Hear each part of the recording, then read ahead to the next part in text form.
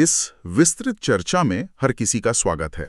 आज का विषय सीधे तौर पर इस देश के कानूनी ढांचे और न्याय व्यवस्था की जो बुनियादी संरचना है ना, उससे जुड़ा है। बिल्कुल, बहुत ही अहम विषय है आज का। हाँ, तो हम आज भारत की नई आपराधिक न्याय प्रणाली के आधार यानी भारतीय न्याय संहिता 2023 या जिसे हम BNS कहते हैं, उसका गहराई से विश्लेषण कर रहे हैं।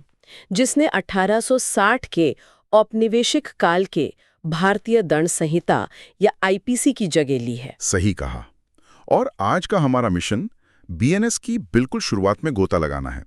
मतलब हम धारा 1 से लेकर 10 तक के जो मूल सिद्धांत हैं, परिभाषाएं हैं और सजा के जो नए प्रावधान हैं, उनको डिकोड करेंगे। जो कि हर नागरिक के लिए समझना बहुत जरूरी है। बिल्कुल जरूरी है। कानूनी दस्तावेज अक्सर थोड़े जटिल और नीरस लगते हैं, लेकिन उनका सीधा असर हमारे अधिकारों और समाज के काम करने के तरीके पर पड़ता है। हाँ, ये सिर्फ वकीलों का विषय नहीं है। तो चलिए इसे विस्तार से समझते हैं, ताकि सुनने वालों के लिए ये स्पष्ट हो जाए कि क्या ये केवल पुराने कानून का नया संस्करण है या इसमें सच में कोई बुनियादी बदलाव किए गए हैं। देखिए, इस चर्चा की शुरुआत में ही स्पष्ट करना आवश्यक है कि ये बदलाव केवल पुराने कानून का नाम बदल देने तक सीमित नहीं है। मतलब सिर्फ एक नया कवर नहीं लगाया गया है। एकदम सही। मैं बता दूं कि IPC को 19वीं सदी के मध्य में ब्रिटिश हुकूमत ने तैयार किया था और उनका मुख्य उद्देश्य एक उपनिवेश पर नियंत्रण रखना था, जो कि आज के लोकतांत्रिक समाज में पूरी तरह से फिट नहीं बैठता है ना। बिल्कुल फिट नहीं बैठता। समय के साथ उसमें सैकड़ों संशोधन हुए, जिसके कारण वो एक ऐसा ढांचा बन गया जिसमें कई धाराएं बेतरतीब ढंग से जुड़ी हुई थीं। हाँ, कोई स्पष्ट क्रम नहीं था। BNS के साथ जो सबसे बड़ा बदलाव दिखता है वो इसके व्यवस्थित होने में है। इसका क्रम आधुनिक न्यायशास्त्र और आज के समाज की जरूरतों को ध्यान में रखकर बनाया गया है। यानी ये बिखरे हुए टुकड़ों को समेटकर एक तार्किक संरचना देने का प्रयास है। हाँ, एक बहुत ही स्पष्ट और आधुनिक संरचना। यह एक महत्वपूर्ण अंतर है। तो चलें सीधे अध्याय 1 से शुरू करते हैं, जो इस कानून का प्रारंभिक हिस्सा है। जी, धारा 1 से। तो धारा 1 स्पष्ट करती है कि इस नए कानून का नाम भारतीय न्याय संहिता 2023 है और ये पूरे भारत के साथ साथ भारत की सीमा के भीतर हुए हर अपराध पर लागू होता है, जो कि क्षेत्राधिकार का एक सामान्य और बुनियादी नियम है। हाँ, सामान्य नियम है। लेकिन इसके ठीक बाद जो धारा 3 है, वो इस क्षेत्राधिकार के अंतर्राष्ट्रीय दायरों को परिभाषित करती है। और यहाँ जो बात सबसे अधिक आकर्षित करती है वो है कानून की लंबी पहुंच। लंबी पहुंच से आपका मतलब? मेरा मतलब है कि अगर कोई व्यक्ति भारत के बाहर भी कोई ऐसा अपराध करता है जो भारतीय कानून में दंडनीय है, तो उस पर ऐसे मुकदमा चलेगा मानो अपराध भारत के भीतर ही हुआ हो। अच्छा, तो आज के डिजिटल युग में इस प्रावधान की अहमियत क्या है? मतलब क्या ये साइबर अपराधों से जुड़ा है? पूरी तरह बदल चुकी है।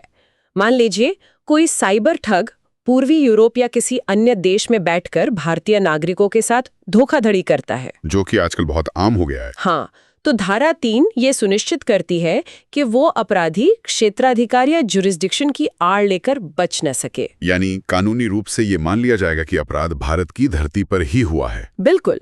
और इससे भारतीय जांच एजेंसियों को मुकदमा चलाने का एक मजबूत आधार मिलता है। ये बहुत ही दिलचस्प है। तकनीक ने जो सीमाएं खत्म की हैं, कानून भी उसी के अनुसार खुद को ढाल रहा है। अब आते हैं धारा 2 की ओर, जो कि परिभाषाओं के बारे में है। हाँ, और कानूनी प्रक्रिया में परिभाषाएं बहुत अहम होती हैं, क्योंकि अदालत में पूरी बहस अक्सर एक शब्द पर ही टिक जाती है। एक एक शब्द के कई अर्थ निकाले जा सकते हैं। तो BNS की धारा 2 में स्त्री और लोक सेवक जैसे शब्दों को बहुत स्पष्टता से परिभाषित किया गया है। जी, स्त्री यानी किसी भी आयु की महिला और लोक सेवक यानी सरकारी कर्मचारी या अधिकारी। तो मैं सोच रहा था कि इन बुनियादी शब्दों को दोबारा इतनी बारीकी से परिभाषित करने की आवश्यकता क्यों पड़ी? अदालतों में अक्सर बचाव पक्ष कानूनी खामियों का फायदा उठाने की कोशिश करता है। मतलब शब्दों के हेरफेर से? हाँ, पुराने मुकदमों में कई बार ये बहस खड़ी की जाती थी कि किसी विशेष धारा के तहत स्त्री शब्द का अर्थ केवल वयस्क महिला से है, नाबालिग से नहीं। ओह, तो उसे तकनीकी बहसों में बहुत समय बर्बाद होता होगा। बहुत ज्यादा समय बर्बाद होता था।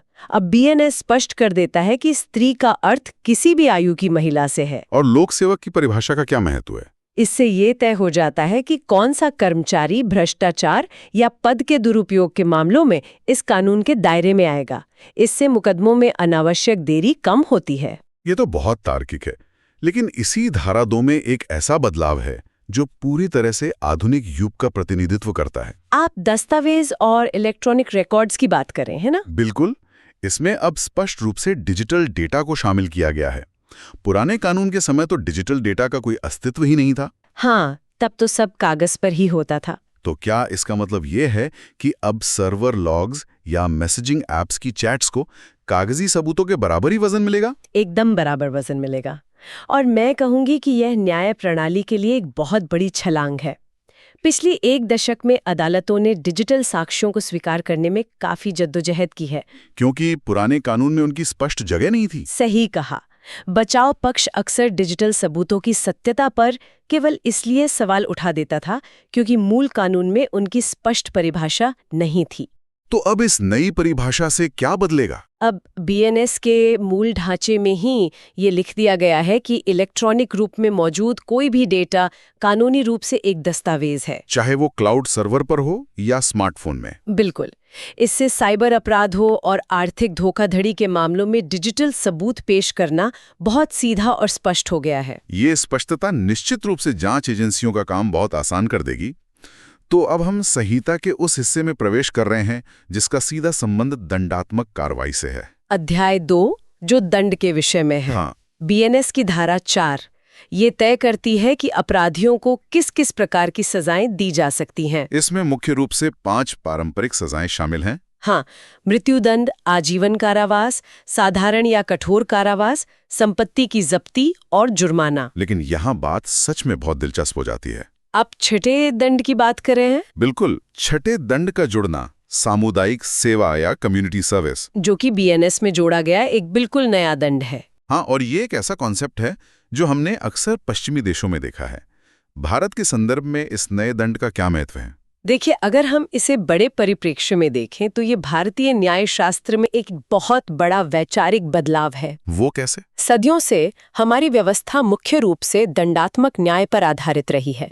मतलब अपराध करने वाले को समाज से अलग कर जेल में डाल दिया जाए। सिर्फ सजा देने पर फोकस था, सुधार पर नहीं। एकदम सही। लेकिन सामुदायिक सेवा का यह प्रावधान न्याय को दंडात्मक से सुधारात्मक दिशा में ले जाता है। लेकिन अगर हम जमीनी हकीकत की बात करें तो भारत जैसी विशाल न्याय व्यवस्था में इसे किस तरह लागू किया जा सकता है? क्या ये छोटे अपराधों तक सीमित रहेगा? हाँ, इसका दायरा बहुत सोच समझकर तय किया गया है। यह मुख्य रूप से छोटे अपराधों के लिए है, विशेषकर पहली बार अपराध करने वालों के लिए। जैसे किसी से मामूली सी गलती हो गई हो। हाँ, अगर उस व्यक्ति को सीधे जेल भेज दिया जाए जहां वो आदतन अपराधियों के संपर्क में आता है, तो उसके सुधरने की गुंजाइश खत्म हो जाती है। बल्कि वो जेल के माहौल से एक बड़ा अपराधी बन सकता है। सही कहा। तो यह दंड न्यायाधीशों को विकल्प देता है कि वे ऐसे लोगों को समाज से काटने के बजाय उनसे समाज की सेवा करवाएं। जैसे किसी अस्पताल में मदद करवाना या सफाई अभियान में लगाना। बिल्कुल। इससे अपराधी में जिम्मेदारी का एहसास पैदा होता है और भारतीय जेलों पर जो भारी बोझ है वो भी कम होगा। ये बहुत ही व्यावहारिक और सकारात्मक बदलाव है। चलिए, अब दंड की बात चली रही है तो धारा 5 और 6 के उस गणितीय पहलू को भी समझ लेते हैं जो सजा की अवधि से जुड़ा है। हाँ, ये थोड़ा तकनीकी हिस्सा है। तो धारा 5 कहती है कि सरकार के पास अपराधी की सहमति के बिना भी उसकी सजा कम करने का अधिकार है, जैसे मृत्युदंड को आजीवन कारावास में बदलना। जी, ये सरकार का विशेषाधिकार है। इसके बाद आती है धारा 6। इसमें कहा गया है कि कानूनी गणना के लिए आजीवन कारावास को आमतौर पर 20 वर्ष के बराबर माना जाएगा, जब तक कि कानून कुछ और ना कहे। हाँ, तो ये 20 वर्ष का नियम क्यों आवश्यक है? आजीवन कारावास का मतलब तो जीवन भर की जेल होता है ना? आजीवन कारावास का अर्थ वास्तव में अंतिम सांस तक का कारावास ही है, लेकिन कानूनी प्रक्रियाओं में कई बार सजा के अंश की गणना करनी पड़ती है। अंश की गणना मतलब? मान लीजिए कोई व्यक्ति किसी ऐसे अपराध को करने का प्रयास करता है जिसकी मूल सजा आजीवन कारावास है। कानून कहता है कि प्रयास करने की सजा मूल सजा की आधी होगी। अच्छा, तो किसी व्यक्ति के शेष जीवन का आधा हिस्सा कैसे तय किया जाए? यही तो समस्या थी। यह व्यावहारिक रूप से असंभव है। इसीलिए धारा 6 स्पष्ट करती है कि जहां भी सजा की अवधि का अंश निकालना होगा वहां आजीवन कारावास को 20 वर्ष माना जाएगा। तो उस प्रयास के मामले में अधिकतम 10 वर्ष की सजा तय हो जाएगी। एकदम सही। यह अदालतों को कानूनी गणनाओं में एक स्पष्ट पैमाना देता है। ये बहुत ही रोचक है कि कानून को अपने ही नियमों को लागू करने के लिए गणित का सहारा लेना पड़ता है। बिल्कुल, कानून और तर्क साथ साथ चलते हैं। अब आते हैं उस हिस्से पर जो अदालती कार्यवाहियों में सबसे आम है, जुर्माना। धारा 7 से 10 तक। जो जुर्माने से जुड़े नियमों को स्पष्ट करती हैं। हाँ, धारा 7 कहती है कि जहां जुर्माने की राशि तय नहीं है वहां वो असीमित हो सकती है, लेकिन वो अत्यधिक नहीं होनी चाहिए। असीमित, लेकिन अत्यधिक नहीं। तो आखिर इस सब का मतलब क्या है? ये विरोधाभास कैसे काम करता है? मैं बता दूं कि ये विरोधाभास नहीं बल्कि न्यायिक विवेक का उदाहरण है। असीमित रखने का कारण यह है कि हर अपराध और अपराधी की आर्थिक स्थिति अलग होती है। जैसे कॉर्पोरेट फ्रॉड के मामले में करोड़ों का जुर्माना लग सकता है। बिल्कुल, क्योंकि वहां 1000 रुपए का जुर्माना न्याय नहीं होगा, लेकिन अत्यधिक नहीं होना चाहिए। ये सुनिश्चित करता है कि अदालतें शक्ति का दुरुपयोग न करें। मतलब किसी गरीब व्यक्ति पर लाखों का जुर्माना ना लगा दिया जाए। सही कहा। जुर्माना हमेशा अपराध की गंभीरता और अपराधी की आर्थिक क्षमता के अनुपात में होना चाहिए। लेकिन तब क्या होता है जब कोई व्यक्ति जुर्माना नहीं भरता? यहीं पर धारा 8, 9 और 10 तस्वीर में आती है। हाँ, धारा 8 स्पष्ट करती है कि जुर्माना न भरने पर अदालत अतिरिक्त जेल की सजा सुना सकती है। लेकिन ये अतिरिक्त सजा मनमानी नहीं हो सकती।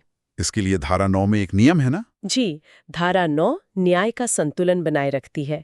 यह तय करती है कि जुर्माना न भरने पर दी जाने वाली अतिरिक्त सजा उस अपराध के लिए निर्धारित अधिकतम सजा के 1/4 से अधिक नहीं होगी। 1/4 यानी 25% से अधिक नहीं। इसे एक उदाहरण से समझते हैं। मान लीजिए किसी अपराध के लिए अधिकतम 4 वर्ष की जेल का प्रावधान है। ठीक है, 4 वर्ष अधिकतम। अब अदालत ने अपराधी को 2 साल की जेल और जुर्माना सुनाया।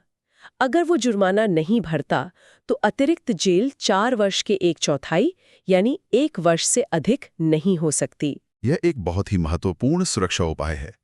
किसी को केवल इसलिए अनंत काल तक जेल में नहीं रखा जाना चाहिए क्योंकि उसके पास पैसे नहीं हैं। और यही मानवीय दृष्टिकोण हमें धारा 10 में भी दिखाई देता है। धारा 10 उन मामलों की बात करती है जहां अपराध केवल जुर्माने से दंडनीय है। जी, अगर अपराध इतना छोटा है कि उसके लिए सिर्फ जुर्माने का प्रावधान था, तो इसका मतलब है वह कृत्य किसी को जेल भेजने लायक गंभीर नहीं था। लेकिन अगर वो व्यक्ति जुर्माना न भरे तो अदालत उसे जेल भेजेगी। हाँ, लेकिन धारा 10 यह सख्ती से निर्देशित करती है कि ऐसे मामलों में दी जाने वाली जेल की सजा हमेशा साधारण होगी। साधारण मतलब उसमें कठोर श्रम शामिल नहीं होगा। बिल्कुल, उसे कठोर कारावास में नहीं बदला जा सकता। ये इस बात की गारंटी है कि गरीबी किसी व्यक्ति के खिलाफ क्रूरता का कारण ना बने। तो अगर हम आज की इस चर्चा को समेटें तो बीएनएस की ये शुरुआती 10 धाराएं एक व्यवस्थित और आधुनिक न्याय प्रणाली की नींव रखती हैं। हाँ, इलेक्ट्रॉनिक रिकॉर्ड को मान्यता देना इसे आज के डिजिटल युग के अनुकूल बनाता है। और दूसरी तरफ सामुदायिक सेवा और जुर्माने के स्पष्ट नियमों के जरिए यह एक अधिक मानवीय और सुधारात्मक न्याय प्रणाली की स्थापना करता है। ये समझना हर नागरिक के लिए जरूरी है कि देश का कानून अब केवल दंड देने पर केंद्रित नहीं है, बल्कि स्पष्टता और सुधार पर जोर दे रहा है। बिल्कुल। और इसी चर्चा से एक ऐसा विचार सामने आता है जिस पर शायद हमें आगे भी सोचना चाहिए। सामुदायिक सेवा को लेकर, है ना? हाँ, सामुदायिक सेवा सिद्धांत रूप में तो बहुत उत्कृष्ट है, लेकिन इसके व्यवहारिक पहलुओं को लेकर इससे एक महत्वपूर्ण सवाल खड़ा होता है कि जब भारत भर की अदालतों में सामुदायिक सेवा को जमीनी स्तर पर लागू किया जाएगा तो समाज का अपराधियों को देखने का नजरिया किस तरह बदलेगा? क्या समाज अधिक संवेदनशील बनेगा? और क्या हमारे पास आने वाले एक दशक में इन सामुदायिक सेवाओं की निगरानी के लिए जरूरी बुनियादी ढांचा और प्रशासनिक इच्छा शक्ति होगी? ये एक बड़ी चुनौती है। यह वास्तव में एक ऐसा सवाल है जिस पर हर किसी को विचार करना चाहिए। कानून तो बदल गया है, लेकिन समाज और संस्थाओं की भूमिका अब और भी अहम हो गई है। बिल्कुल सही कहा आपने। तो इसी विचार के साथ हम आज की इस गहराई से की गई चर्चा को यहीं विराम देते हैं। भारतीय न्याय संहिता की इन शुरुआती धाराओं का ये विश्लेषण इसके मूल दर्शन को समझने में निश्चित रूप से मददगार साबित होगा। इस ज्ञानवर्धक चर्चा में शामिल होने के लिए बहुत बहुत धन्यवाद।